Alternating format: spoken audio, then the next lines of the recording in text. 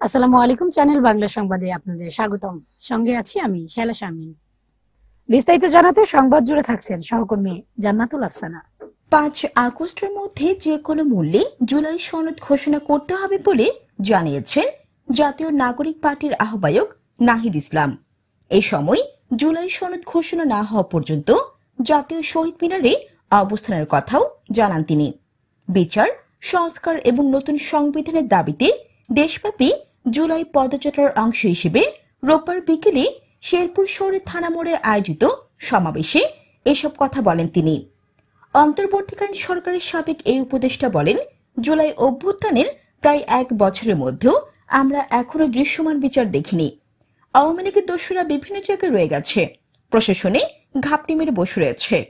সীমান্ত দিয়ে পুশিন সম্পর্কে নাহিদ ইসলাম বলেন, আমরা এই পুশিনের বিরোধিতা করেছি।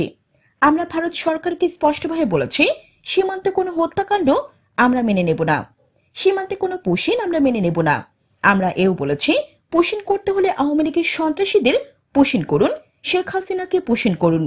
আমরা বিচারের মাধ্যমে শেখ হাসিনা সহ আওয়ামী লীগকে বিচারের কাঠগড়ায় দাঁড় করাবো।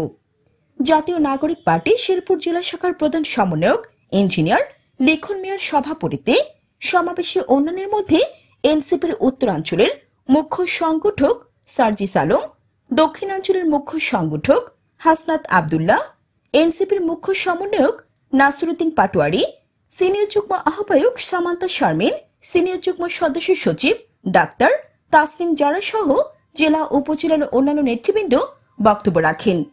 হাসনাত আব্দুল্লাহ তার বক্তব্যে বিএনপি, জামায়াতে ইসলামী, ইসলামী আন্দোলন, হেফাজতে ইসলাম, ছাত্রদল, ছাত্র শিবির সহ জুলাই অভ্যুত্থানে অংশ নেওয়া প্রতিটি দলের নেতাকর্মীদের ঐক্যবদ্ধ থাকার আহ্বান জানান।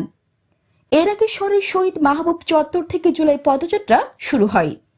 এ সময় থানামোড় চত্বরে কয়েক হাজার মানুষের ঢল নামে।